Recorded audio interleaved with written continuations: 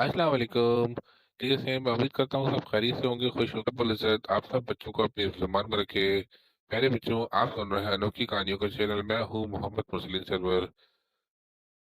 आज मैं आपको एक नई कहानी सुनाऊंगा जिसका नाम है खतरनाक सड़क। ये कहानी 3 हिस्सों पर मुश्तमिल है। डॉक्टर इनाम का ट्रांसफर शहर के दूर दराज एक कस्बे में कर दिया गया था। सेंटर होने की वजह से कस्बे में एक अस्पताल का अमला इसकी बहुत इज्जत करता था। वो खुद भी अच्छी आदत का मालिक था। कस्बे के मरीजों को इसके इलाज से बहुत फायदा था।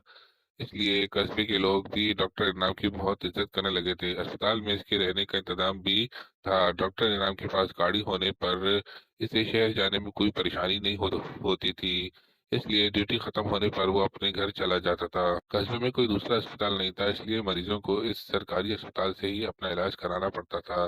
कभी कभी मरीज अपने इलाज के वास्ते इतने आ जाते थे कि इन्हें देखते देखते रात हो जाती थी और डॉक्टर इनाम को अस्पताल में ही सोना पड़ जाता था। एक दिन का जिक्र है कि इसके बेटे विल्सन की सालगिरह थी और इसका सालगिरह में पहुंचना बहुत जरूरी था। इस दिन भी मरीज ज्यादा आ जाने पर इसे रात हो गई थी। वो अपने बेटे से वादा करके आया था कि वो लाजमी सालगिरह में शरीक होगा। जब इसने अपने मातहत अब्दुल रशीद को बताया कि वो सीधा घर जाएगा, वो हैरत ज़दा रह गया। डॉक्टर साहब, अकेले कैसे जाएंगे आप? जैसे रोज जाता हूँ, डॉक्टर इनाम ने कहा। वो दिन में जाते हैं, रात में कैसे जाएंगे? रास्ते में जंगल आता है, इसलिए लोग रात में शहर जाने से घबराते होंगे, लेकिन मैं घबराने वालों में से नहीं हूँ। मैं रोज आता हूँ और रोज जाता हूँ। हाँ, ये बात मुझे मालूम है। ये सफर रात में नहीं तय किया जाता। आज रात में तय कर लूंगा। डॉक्टर साहब, हरगिज ये मशवरा नहीं दूंगा आप रात में सफर करें। मैं रुक जाता हूँ, लेकिन आज मेरे बेटे की सालगिरह है, इसलिए मेरा घर पहुंचना बहुत जरूरी है, वरना वो मुझसे नाराज हो जाएगा। ऐसी बात थी तो जल्द घर से जाए निकल जाना था।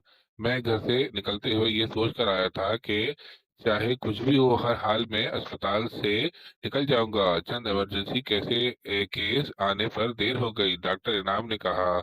डॉक्टर के दीगर मुलाजमीन ने भी डॉक्टर इनाम को रात में सफर करने से मना किया, लेकिन वो घर रवाना हो गया। इसने मुश्किल से आधे घंटे का सफर तय ही किया होगा कि इसे ऐसा लगा कि जैसे दरख्त से कूद कर इसकी कार पर कुछ गिरा है। कार की छत पर किसी की मौजूदगी का एहसास हो रहा था। कोई जानवर होगा, ये सोचकर इसने कार की रफ्तार तेज की ताकि वो जंगली जानवर कार की छत से नीचे गिर जाए। जंगल में अंधेरा था और सड़क पर कार की बत्तियां जलने से पूरा रास्ता रोशन हो रहा था। डॉक्टर इनाम ने कार के अंदर की सब बत्तियां जलाई ताकि कार की छत पर से गिरने वाले जानवर को आसानी से देख ले।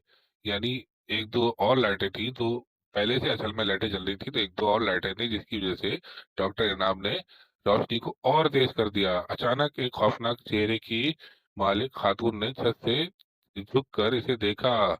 इस खातून को देखकर डॉक्टर इनाम बुरी तरह खौफजदा हो गया। कार बेकाबू हो गई। इसके बावजूद खातून कार की छत पर ऐसे काबिज थी कि जैसे इसने कोई मजबूत शय को मजबूती से पकड़ रखा हो। डॉक्टर इनाम की बौखलाहट पर खातून ने जोर जोर से हंसना शुरू कर दिया, जो सन्नाटे में दूर तक सुनाई दी जा रही थी। मुझसे डर लगता है, डरना तुझसे मुझे चाहिए, वो बोली। वाकई डरना चाहिए, मैं चुड़ैल हूँ। डॉक्टर नाम को कुछ समझ नहीं आ रहा था वो इस मौके पर क्या करे। अचानक इस खातून ने सड़क पर छलांग लगाई और तेजी से दौड़ती हुई जंगल में घुस गई। इसके जाने पर डॉक्टर इनाम ने सुकून का सांस लिया।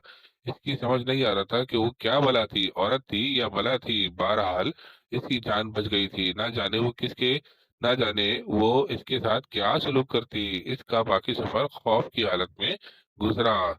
कोई और वाकया पेश नहीं आया। जिंदगी में पहली बार ऐसा इसके साथ ऐसा वाकया पेश नहीं आया था, इसलिए वो बहुत परेशान था।